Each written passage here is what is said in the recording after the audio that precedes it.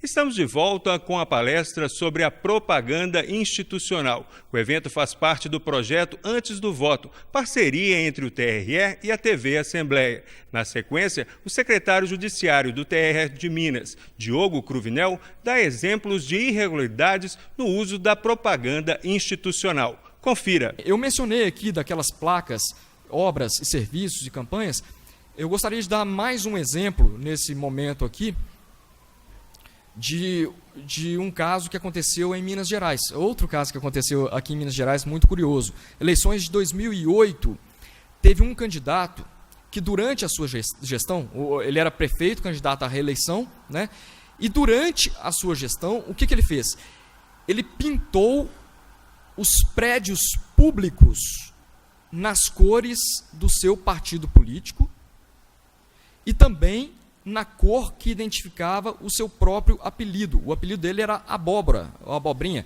Era fulano de tal Abóbora. O que ele fez? Ele pintou postos de saúde, hospitais, escolas e os prédios da administração pública nas cores Abóbora e a cor do partido político dele. Tá? Então, houve uma ordem para que fosse cumprida, uma ordem para que fosse cumprida urgentemente, às expensas do próprio candidato e do próprio gestor público, para que ele pintasse novamente os órgãos que ele havia pintado na cor abóbora lá, com as cores originais. Tá? Então, houve essa determinação. Outro caso muito curioso que aconteceu aqui em Minas, aproveitando que aqui a gente tem um caldo para explorar esse monte de exemplos, né?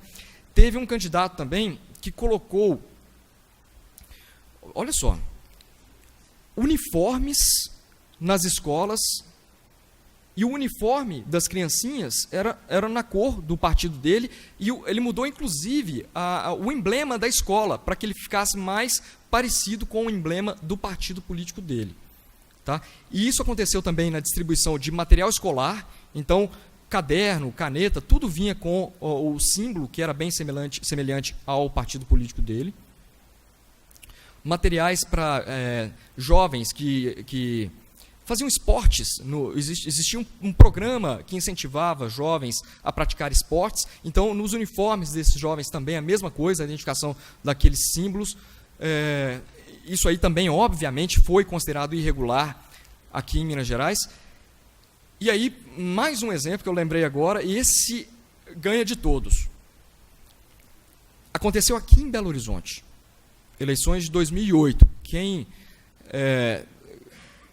Muitos de vocês vão se lembrar, aconteceu o seguinte: os servidores municipais responsáveis pela limpeza pública aqui no município, os garis e os varredores de rua,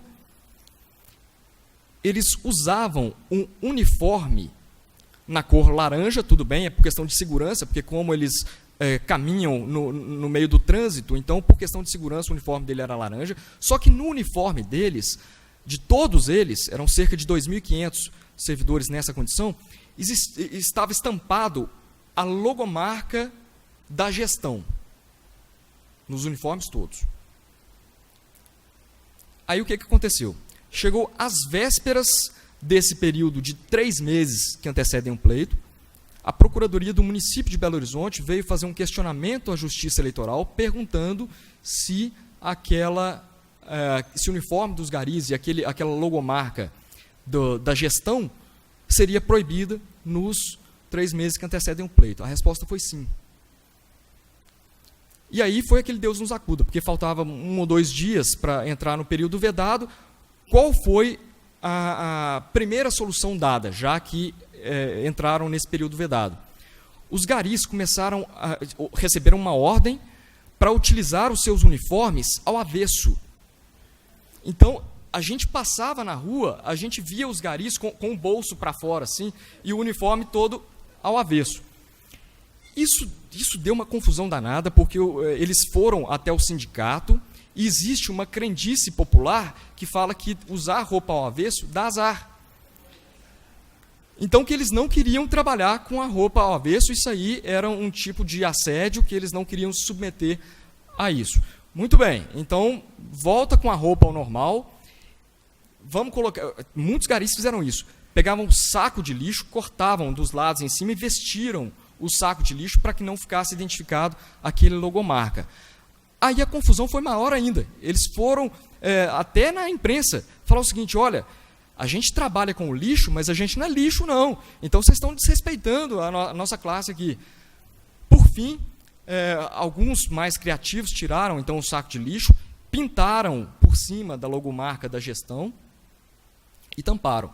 Mais confusão. Falando assim: agora nós estamos usando uniforme pichado, nós estamos trabalhando com roupa pichada. Então, foi um caos até que a prefeitura providenciasse novos uniformes para esses garis. Tá? Vamos avançar aqui um pouco, então. Aquele limite de incidência, eu já mencionei, né, que as vedações do inciso 6 do CAPT, alíneas B e C, aplicam-se apenas aos agentes públicos das esferas administrativas cujos cargos estejam em disputa na eleição, entretanto, fazendo aquela ressalva, né, de que uma propaganda institucional que eventualmente beneficie um candidato a cargo que não esteja em disputa também pode ser passível de algum tipo de restrição. Limite de gastos. Isso aqui é uma questão muito interessante, que é uma alteração trazida pela Lei 13.165, a reforma política do ano passado. Olha só, a regra antiga dizia o seguinte, que a propaganda institucional, no ano da eleição, ela deveria respeitar o limite máximo de gasto de acordo com a média dos 3 anos anteriores, ou então o valor gasto no ano imediatamente anterior, o que fosse menor. Então, vamos de novo, que isso aqui era complicado, né? Então, a média de gasto dos 3 anos anteriores, ou então o valor gasto no ano imediatamente anterior, o que fosse menor. Então, esse seria o valor máximo, é o limite de gasto para a publicidade institucional no ano da eleição. Acontece o seguinte: a propaganda institucional no ano da eleição, ela só ocorre no primeiro semestre. E pela regra antiga, era aplicada uma base de cálculo que levava em consideração o ano todo. Então, era a média dos 3 últimos anos, ou então o limite gasto no ano imediatamente anterior.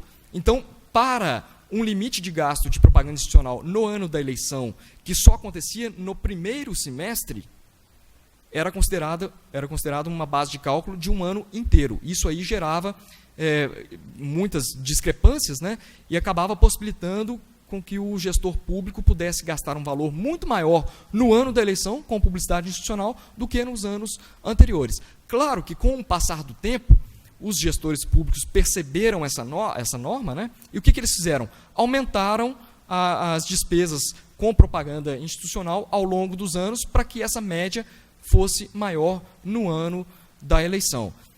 Pela reforma política, o que aconteceu? Essa regra foi alterada. O limite agora ele é muito mais razoável. Está escrito aqui, realizar no primeiro semestre do ano da eleição despesas com publicidade dos órgãos públicos ou das respectivas entidades administracionais que excedam a média dos gastos no primeiro semestre dos 3 últimos anos que antecedem o pleito. Então, deu uma corrigida no cálculo dessa média. Agora ela só leva em consideração os primeiros semestres dos anos anteriores. Então, muito bem-vinda essa alteração. Mencionando aqui também rapidamente a questão o cotejo da propaganda institucional com a divulgação de atos dos parlamentares, que o professor Rodrigo abordou muito brilhantemente aqui antes, né, que o parlamentar que eventualmente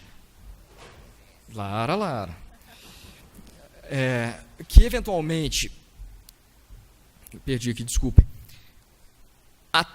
leiam apenas o artigo 36, que fala da propaganda antecipada, que também foi bastante alterada pela Lei 13.165, ele vai ver lá que, hoje em dia, praticamente nada é propaganda antecipada. Então, foi uma opção do legislador, sim, se por um lado ele reduziu o período da campanha, por outro, ele flexibilizou aquelas condutas que antes eram consideradas propagandas antecipadas. Só que se ele ler apenas o artigo 36, ele pode cair na vedação aqui do artigo 73, da divulgação de atos parlamentares. Então, o primeiro comentário, eu não vou voltar nessa matéria, porque já foi muito bem exposta pelo professor Rodrigo. O que eu vou trazer de novidade aqui é o seguinte: um parlamentar, quando ele usa recurso público do órgão onde ele trabalha para fazer a divulgação e aquela prestação de contas daquilo que ele fez durante a sua gestão, ele não está realizando uma propaganda institucional. Ele está fazendo essa divulgação desse ato em nome próprio.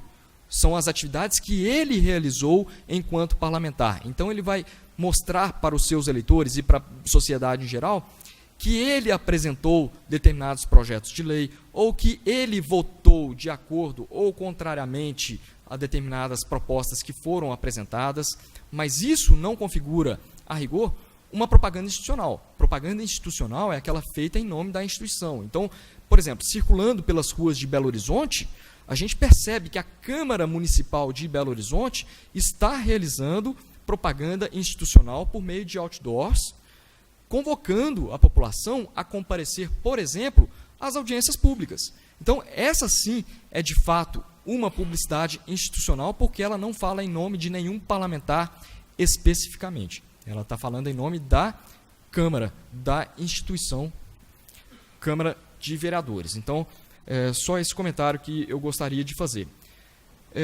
Quais são as consequências? Eu pensei em listar aqui as penalidades por irregularidades na veiculação de propaganda institucional, mas depois eu mudei e coloquei consequências, porque eu acho que isso é mais abrangente. Então, primeira delas, suspensão imediata da conduta vedada. Então, se houver irregularidade na veiculação de propaganda institucional, a primeira medida a ser tomada é o juiz determinar que aquela propaganda ela seja cessada. Eu estou vendo que o pessoal está tirando foto aqui, não tem problema nenhum tirar foto, mas esse material aqui vai ficar disponível. Quem quiser solicitar à escola do TRE, depois a gente disponibiliza sem problema nenhum. Tá? Segundo, multa. A multa, pela legislação eleitoral, fala que tem que ser de 5 mil a 100 mil UFIR. A resolução do TSE já atualizou esses valores em reais. Então, hoje nós temos de R$ 5.320,50 até R$ 106.410. R$ 106.410. Essa multa é altíssima, é uma das multas mais altas que nós temos na legislação eleitoral. Tá? E ela pode ser dobrada em caso de reincidência. Tá? Então, ela pode ser imposta tanto a agente público quanto a partido, coligação e a candidato. Mas tudo bem, a gente paga a multa, fica livre. Ah, é? E a outra aqui, ó, cassação de registro do diploma. Isso aí não dá para escapar, não. Abuso de autoridade. Improbidade administrativa. O que significa essa improbidade administrativa? Que, embora essa conduta vedada de publicidade institucional irregular, ela possa ter repercussão na esfera eleitoral do candidato, nada obsta que essa mesma conduta ela tenha consequências também na justiça comum. E na justiça comum ele pode sofrer esse processo aí de improbidade administrativa, que também pode levar à cassação do gestor público, por uma causa não eleitoral. Tá? Então, muito cuidado com isso. E outras sanções de caráter constitucional, administrativo ou disciplinar, fixadas pelas demais leis vigentes. Então, de uma forma apressada aqui, esse é mais ou menos o panorama que nós temos da propaganda institucional. Já tomei 2 cartões aqui também. Eu já vou caminhar, então, para as minhas conclusões e, junto com as conclusões, trazer aqui as minhas impressões que eu tenho visto na prática. Então, na prática, o que acontece? A legislação, o objetivo dela é evitar um desnível na disputa eleitoral por parte daqueles que ocupam um cargo público. É evitar que a pessoa utilize a máquina pública, a administração pública, em benefício da sua campanha. É isso que, em resumo, a legislação eleitoral visa. Acontece o seguinte: nós vimos lá que um dos mecanismos nos 3 meses que antecedem o pleito para a veiculação de propaganda institucional é o administrador público vir até a Justiça Eleitoral e perguntar à Justiça Eleitoral se aquela publicidade ela pode ser veiculada ou não. Nós já percebemos aqui, não sei se o Ministério Público também tem essa mesma impressão, mas eu recebendo esses pedidos de administradores públicos que querem veicular propaganda institucional no período dos 3 meses que antecedem o pleito, é o seguinte: o cara que está com boas intenções, que ele realmente quer cumprir a legislação eleitoral e ele não quer incidir naquelas vedações do artigo 73, ele tenta ficar longe daquele limite que muitas vezes é nebuloso entre o que pode e o que não pode. Tá? Então, a gente sabe aqui que, até mesmo pelo entendimento das cortes, dos TREs e do TSE, aquilo que antes era vedado hoje já é tolerado e aquilo que antes era proibido passa a não ser de acordo com a composição da Corte Eleitoral. Então, realmente, essa insegurança jurídica, ela gera, sim, dúvidas na hora do gestor público fazer aquela sua publicidade institucional. E isso leva aos questionamentos à Justiça Eleitoral. Então, o que eu tenho percebido aqui? Que o gestor público que está bem intencionado, ele tenta ficar longe dessa área nebulosa. Acontece que o gestor público, ele sofre muita pressão, tanto da sociedade quanto do seu partido político, porque, afinal de contas, ele está em uma disputa que é muito acirrada. A eleição municipal, então, é muito acirrada. E o grupo político que está no poder, ele tem um objetivo: se manter no poder. Isso aí é claro, a gente não pode ser ingênuo a ponto de imaginar que isso não aconteça. Isso acontece. Então, o que a gente tem percebido? Que as consultas, as perguntas, as petições que têm sido protocolizadas aqui na Justiça Eleitoral, perguntando se determinada propaganda ela é permitida ou ela é proibida, normalmente essas perguntas que vão ali na área nebulosa são feitas por agentes públicos que querem justamente pisar na linha ou quase depois da linha. Então é o cara que está querendo se aproximar demais daquilo que não é permitido. Essa é a sensação que eu tenho. Encerrada a palestra do projeto Antes do Voto, parceria entre o TRE e a TV Assembleia. Convidado foi o secretário judiciário do TRE de Minas, Diogo Cruvinel. Nos vemos na próxima edição. Até lá!